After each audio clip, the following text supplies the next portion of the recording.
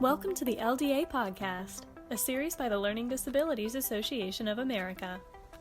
Our podcast is dedicated to exploring topics of interest to educators, individuals with learning disabilities, parents, and professionals to work towards our goal of creating a more equitable world.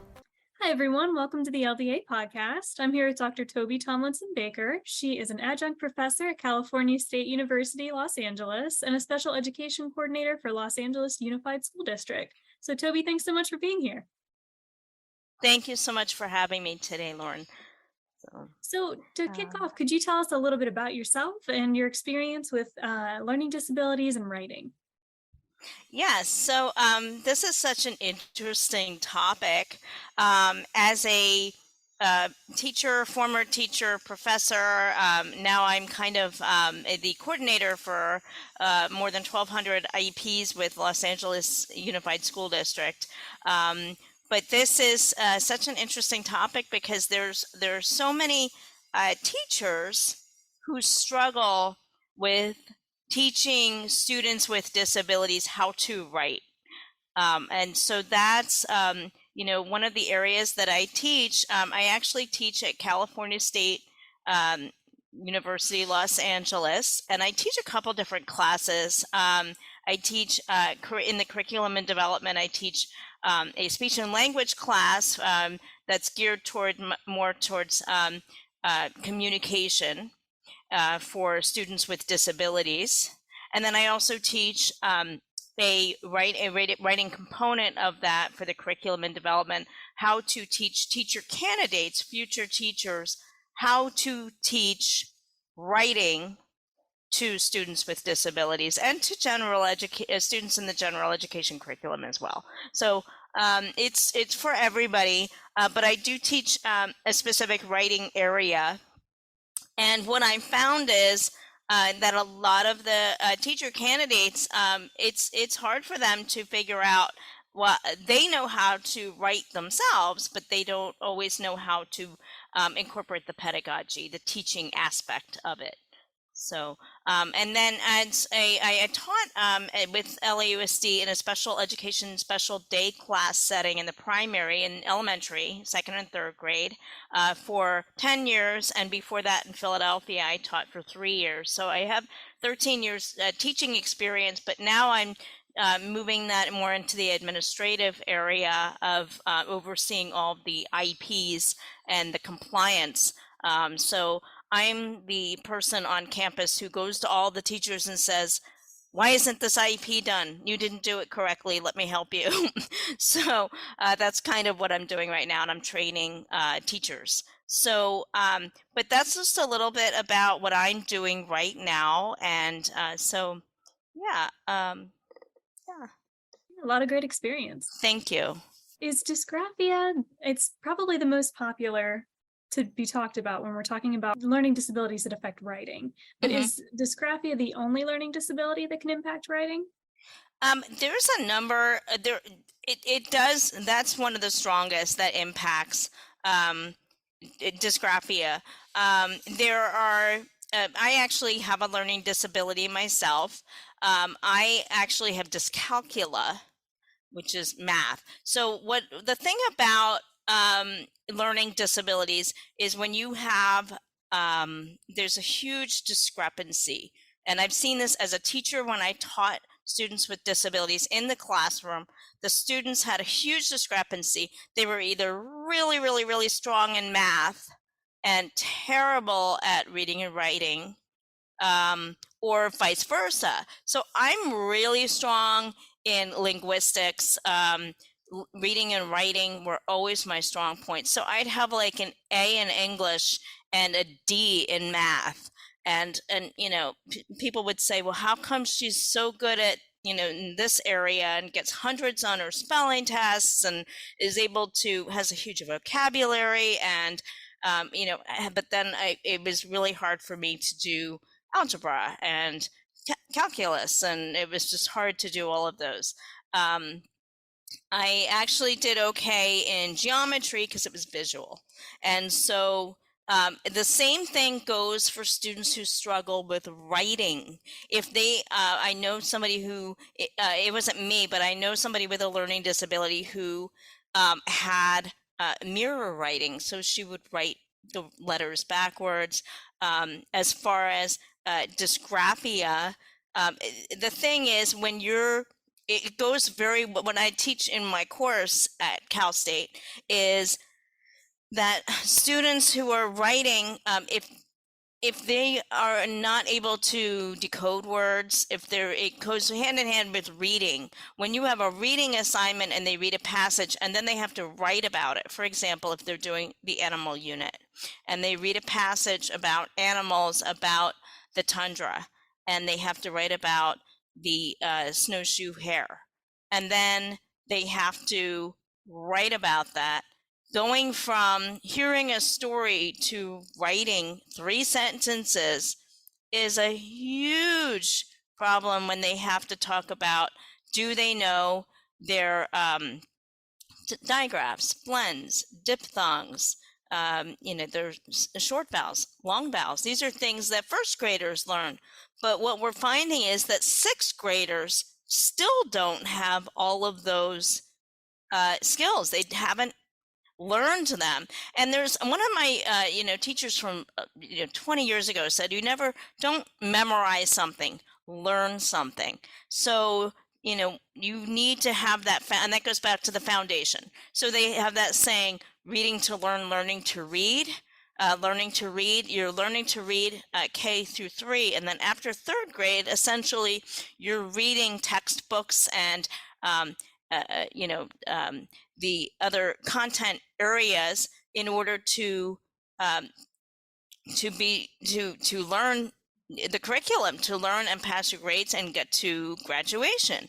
But if you don't have that foundation, like I said, things you were supposed to learn as a preschooler and a kindergartner and a first grader and second grader, 6th and 7th and 8th and 10th graders still are lacking those skills, and they're passing their courses, their teachers are passing them, they're going on to other areas. They may have developed some coping strategies and skills, but that doesn't mean that they have the foundation. They may not actually have the concept of reading, and that translates to writing and how they spell words and how they communicate and their vocabulary. I actually did a lesson on Wednesday yesterday, just 2 days ago, to my students about if they have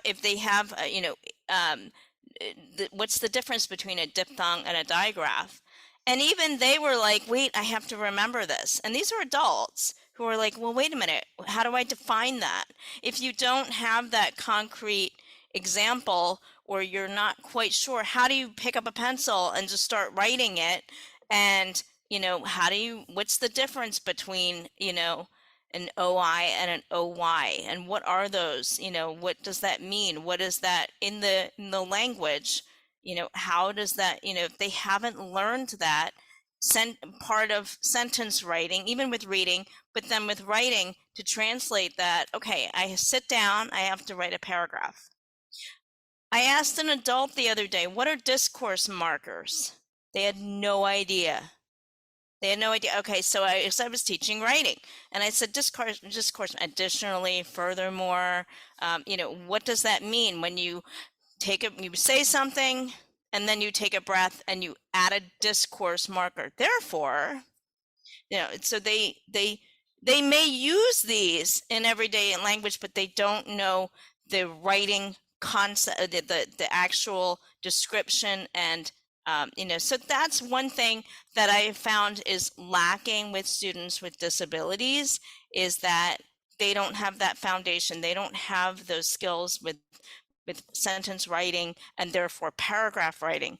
And so, and I know I'm running into other things, but that goes into IEP writing, because that's my area. When I write a writing goal for a student with a disability, that's actually what I write is, Lauren will learn three sounds, be able to write three diphthongs in a paragraph within, out of 4 or 5 trials observed by a teacher, measurable by teacher observation. So, that goes into, what do we actually want students to learn? So, I know I trailed off a little bit, but I hope I answered That's all some of right. your questions Absolutely. about writing. Yes. And that's and just to go back to students with this, that's what you see with dysgraphia. A lot of it is that they can't translate. When I pick up the pencil or sit at the keyboard to write, it just doesn't come right out. So, and how do we attack that? Mhm. So, with all of your years of teaching experience, are there any myths or misconceptions that you've come across about learning disabilities that impact writing? Oh, I think a huge myth is that students with dysgraphia or with a disability in writing is that they just can't do it. They can do it. They absolutely can. It's they have to do things a different way. And so I actually have found now, thankfully, with technology, you can use voice to text. That's one of the accommodations. That would be a tech accommodation. They in the olden days, you would use a recorder or something. But if there's difficulty with actual writing, I have many students click the voice to text on their iPads or their computers and just start recording and just start talking. Um, and then they can go back and edit what they have and formulate that, and then a lot of it is proofreading. I have tons of students, they students in the K through 12 setting who will write a couple sentences and then that's it. And I said, oh, no, no, no. There's a whole process of proofreading and drafts, and how many drafts are you sending? In my college setting, I have many college students who also need to use proofreading. There's Grammarly now. Use Grammarly. Use it. I use it. So, just having another set of eyes. You don't have to pay somebody to have your friends, your cousins, your brothers, your mom, your dad, whoever read it, because they will say, oh, you this really doesn't make sense, or you have what they call omissions. You left off, you have some fragment sentences. I had some fragment sentences sometimes in my drafts because I'm trying to get the idea out so fast that I literally just left off half a sentence. So, and a lot of that goes back to, again, the writing process of rough draft, editing, proofreading, having somebody else proofread, using online. I know everything's digital now. In the olden days, you had a book that said thesaurus or dictionary. That's how you learn the words. Like I was talking about discourse markers. How do you learn what those are if nobody teaches you? You Google them, you look them up. You can do, there's all kinds of online, videos now. And, I'm sure if you go to TikTok and YouTube and whatever else, there's all kinds of stuff on there. But truly, practice, practice, practice, practice, practice. I don't want students, even in second and third grade, and then moving on, they shouldn't be afraid to write.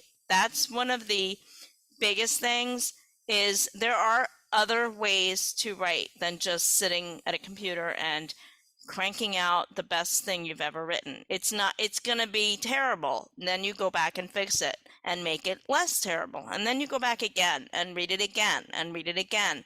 And after 10 times, you may think, oh, I only have to do this 1 or 2 times. No, you may have to go back 10 times, and then it will get better. And then you'll have a nice paragraph, and then you'll have another paragraph, and then you'll have another, and that's how you build paragraph writing. I taught paragraph writing to second grade for years.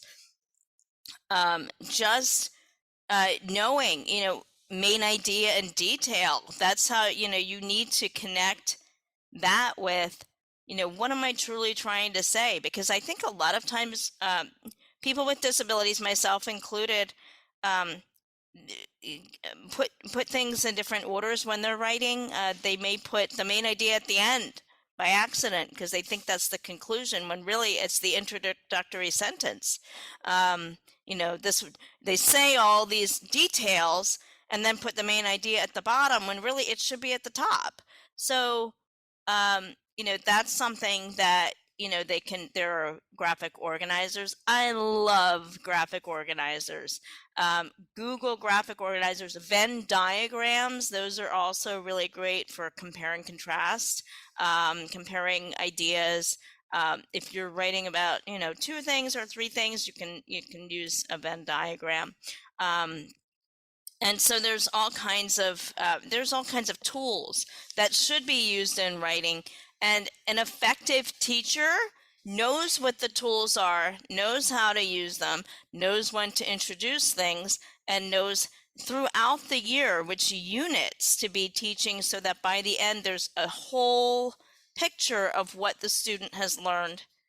And that's something, again, you know, if the teacher is effective, that goes back to their IP goal. Well, were they supposed to learn this? Did we meet that? And then what would be a good goal to write for the future? If they mastered one paragraph, okay, well, now can they write 2 or 3 paragraphs? When I get a student with an IP that says, you know, Lauren, who has just learned to write one sentence, will now write 3 paragraphs. And I'm like, no, sorry, that goal actually needs to be rewritten. And you can do an amendment to rewrite that. That's what I do now is when I'm looking at compliance and effectiveness. If the students aren't meeting their goals, how are they going to graduate? How are they going to get, you know, the schoolwork done, the class done, and that will get the credits done toward their 200. They have to have 210 credits to graduate. If they're not passing their classes because their goals are written incorrectly, that impacts, again, how successful they are at graduating. So that's, you know, it does all go back to, I mean, it goes to the student. We have to put some, but it is, you know, the teacher needs to really look at how are they teaching and what are they teaching and are they meeting the goals, and not to be afraid to you know, break things down and teach in a different way. Mm-hmm. Well, and to branch off on that a little bit, what Yeah. are some things that all educators, not just special educators, but any educator that's teaching writing, what should they know about students with LD? That students learn a different way. When I was in school, we sat in rows and the teacher lectured at the front and we took notes. I had to take notes. It was a lot of times it was hard to take notes because I have trouble. I'm not an auditory listener, I'm visual. So when people are talking to me, I probably got about 10% of whatever they were saying. And I was trying, and I needed, you know, I needed somebody else to take the notes, but I had to take the notes. So if I wanted to look like everybody else, now, with, again, advanced technology, we have PowerPoints, and professors or teachers. I often, as an accommodation for, I mean, I know we're talking about general students in general ed also, but the professor for general ed too. Why can't the teacher or the professor provide the copies for the students anyway, so they don't have to take notes, they can actually engage. I'm a very hands-on learner. I would rather do a diorama with students, and I actually did that with my second and third grade students. They had to write, but they had their activity, they had to write about their activity, or if they were doing the solar system, I had them do a hands-on activity with the solar system, but then they had to write about it. Tell us about, you know, the red planet. So, you know, but the point is, I always had something that was tangible that they for kinesthetic learners. You know, do they know how to teach all different ways to reach all learners? That is the key, because when, like I said, back in the 80s, when I was in school, my teachers just stood at the front and we had those little composition books and a pencil and we were supposed to take notes.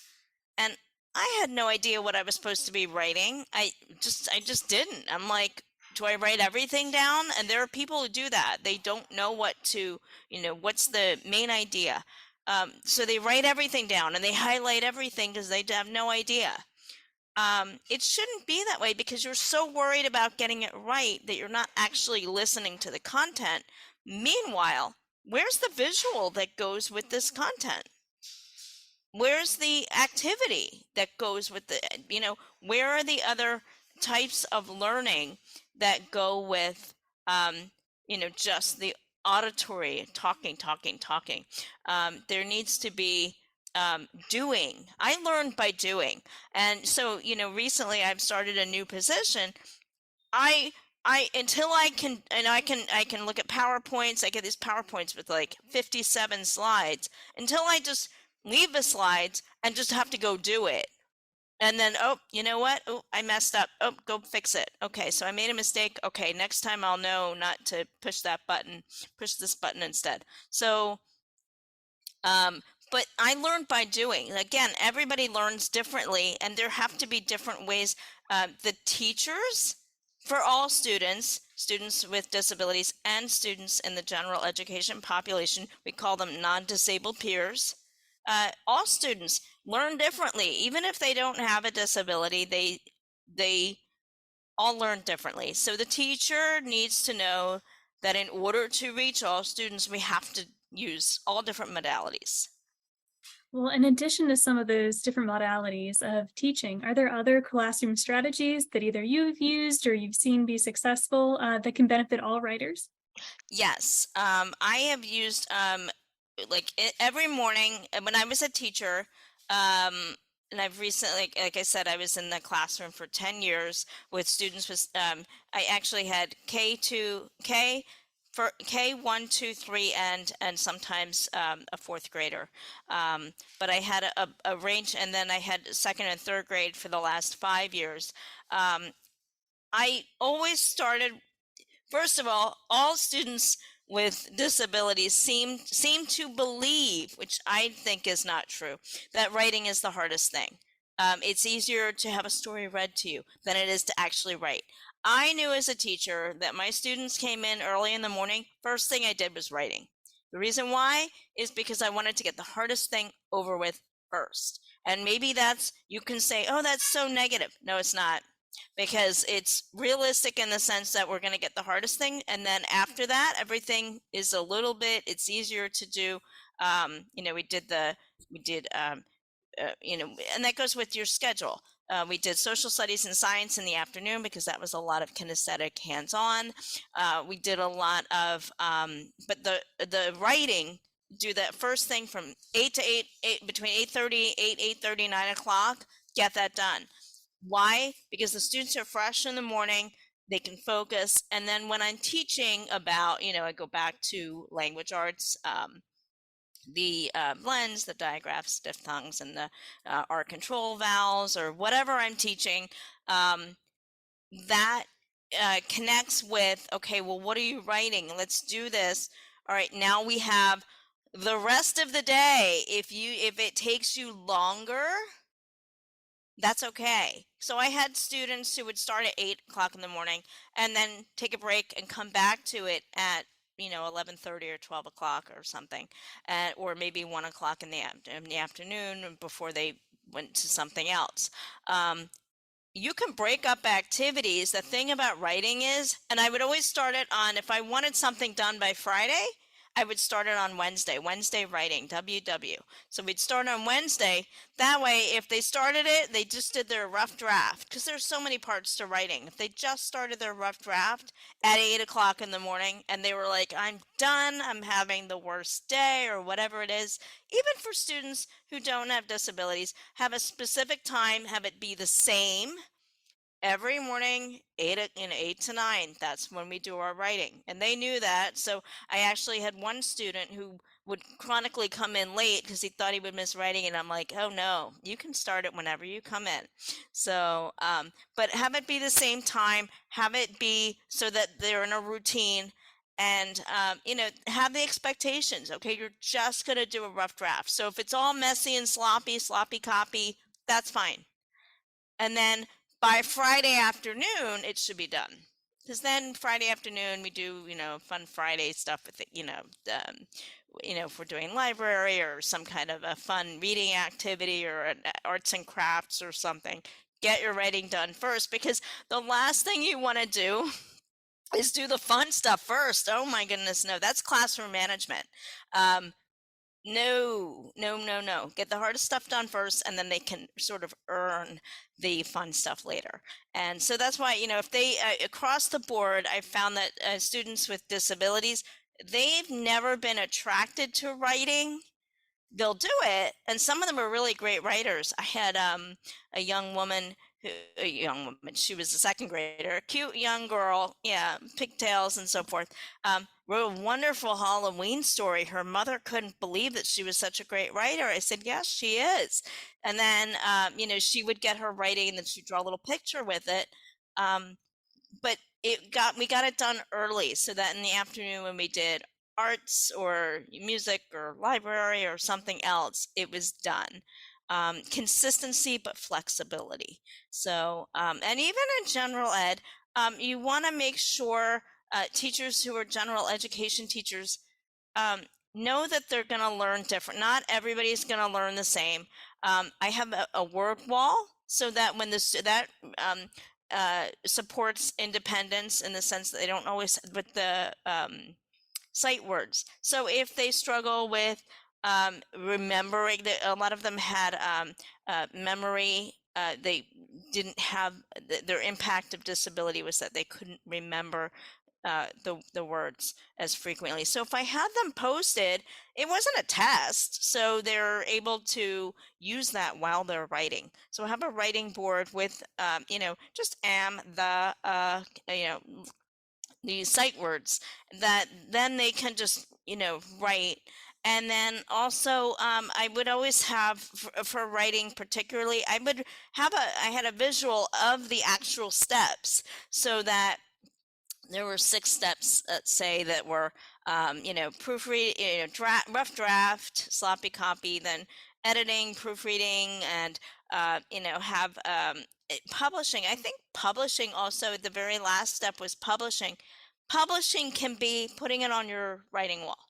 Put it on a wall and display it, or put it on your bulletin board. Even in high school, I would say, or publish it in like your monthly, weekly, whatever. The teachers can put that up on the wall, though, have a writing wall, so that if it adds value to, I want to get my writing on the wall. If you get your that makes you want to do it more, and that makes you want to publish the best thing you can. So that motivates students. So I think, anybody can be a great writer. They need the support, they need the encouragement, and you need a positive attitude about it. It's not scary. Students would say, I hate writing. No. This is how you get your voice out. So you want to get this published. So allow them to have time. I allow them 2, 3, 4 days. If it takes them a week, it takes them a week. So, but that would be the goal. So, yeah, lots of great strategies. So moving a little bit outside of the classroom, we had talked a little bit about accommodations. We had talked about Grammarly. We talked about speech to text.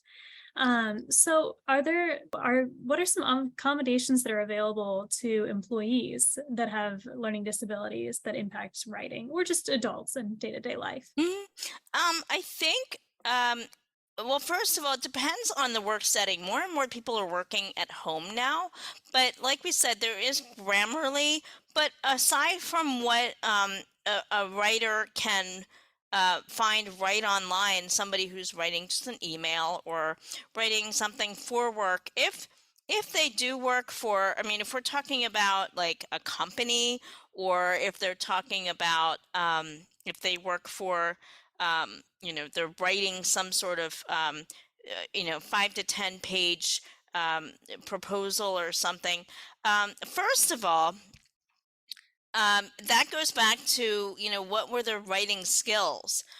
If they if they accepted the position, they have to have some sort of concrete knowledge and ability of writing.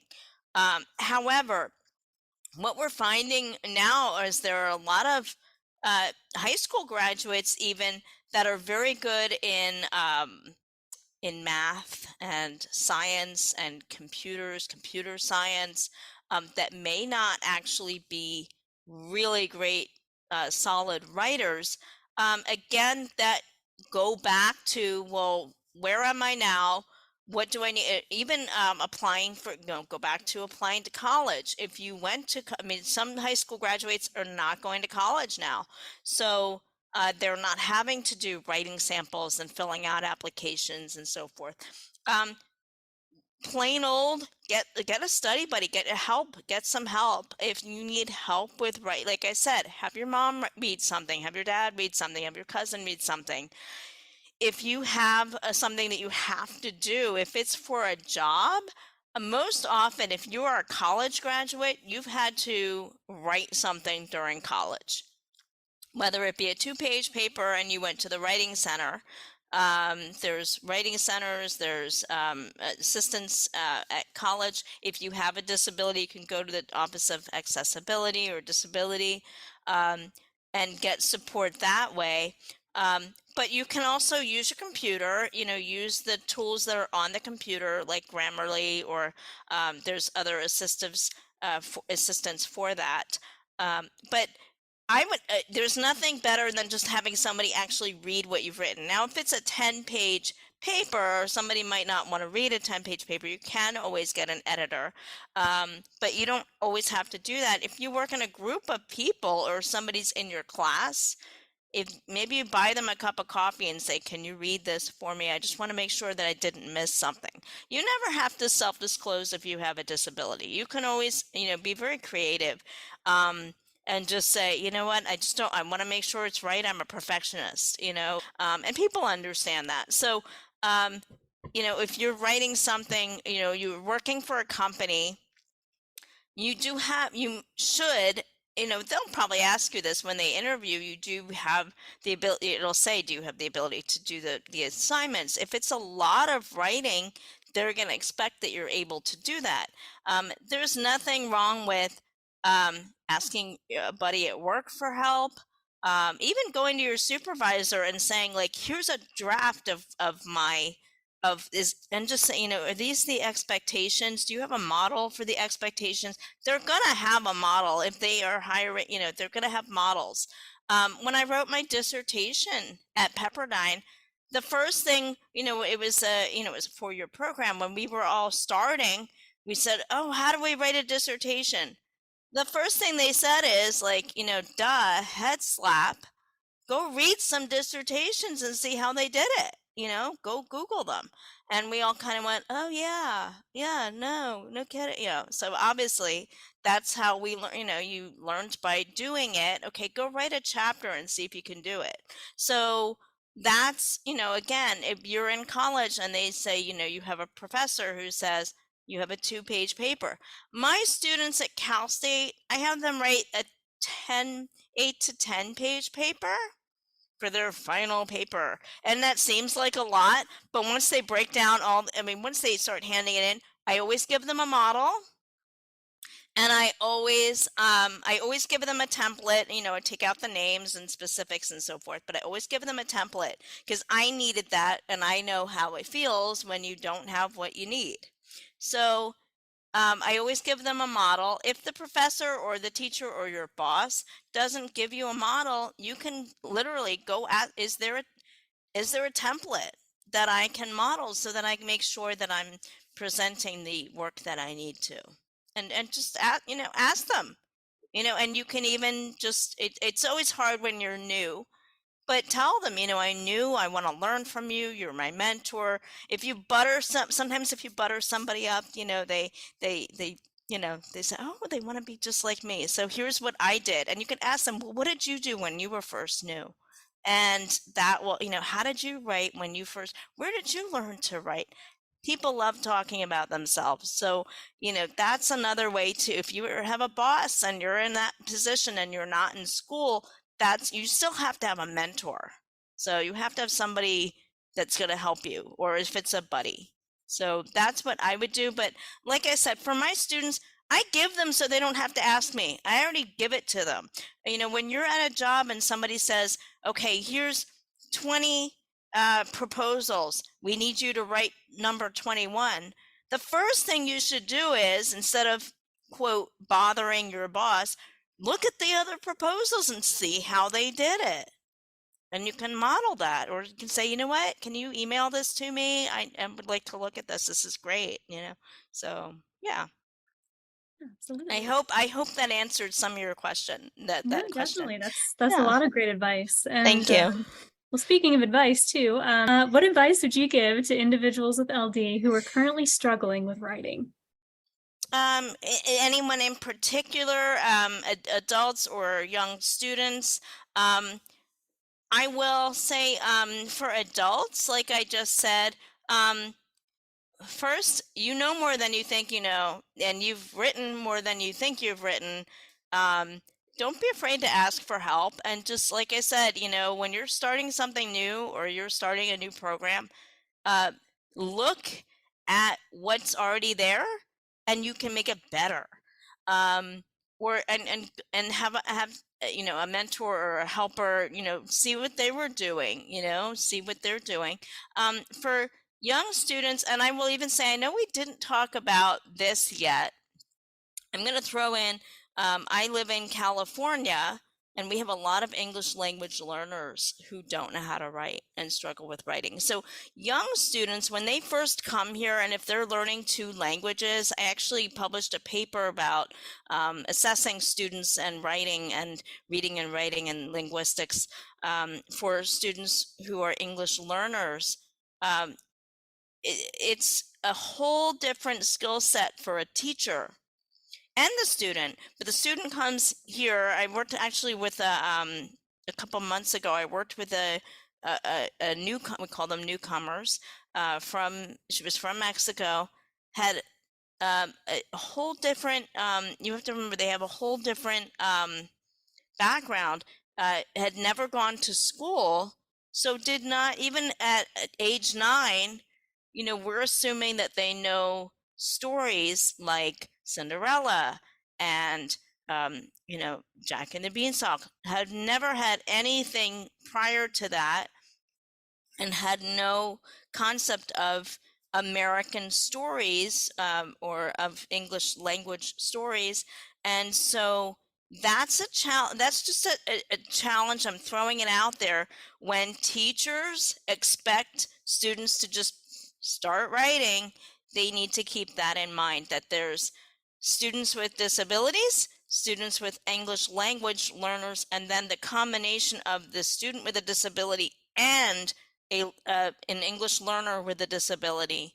And how do you teach to that? How do you create a curriculum that will meet that student's needs for writing and anything else? And then how are they going to access the curriculum, especially if they're older? If they're, we think, a cute little kindergartner, oh, she's going to learn English this year. It's not going to just take 1 year. They're balancing 2 languages, and they will probably be in 5th grade with still 2 languages and not 1 complete language.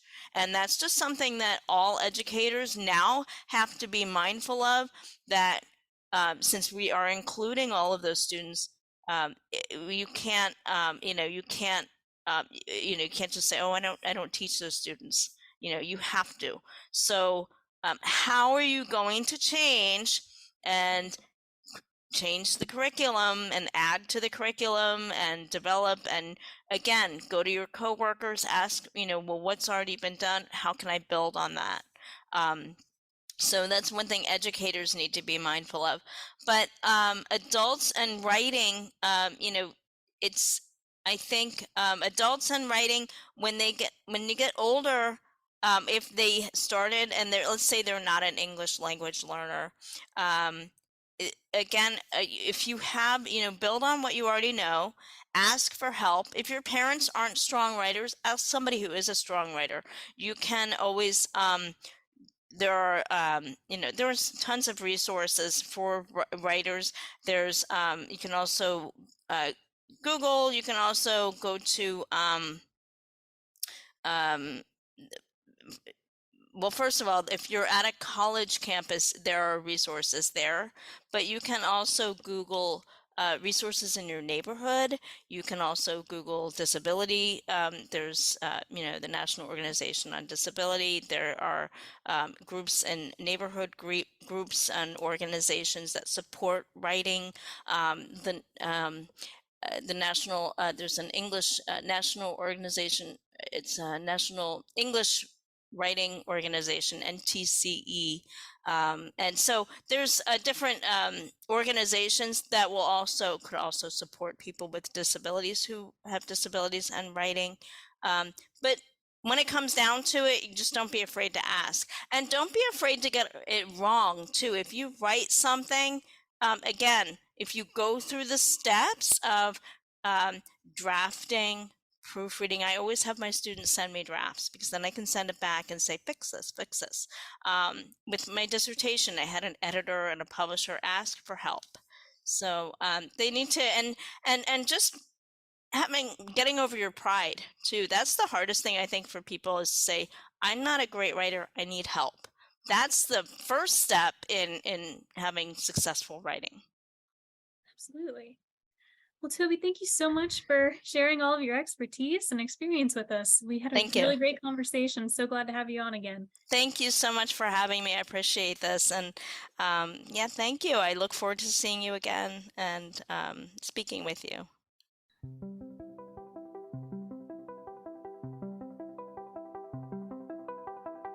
Thank you for listening to the LDA podcast. To learn more about LDA and to get valuable resources and support, visit ldaamerica.org.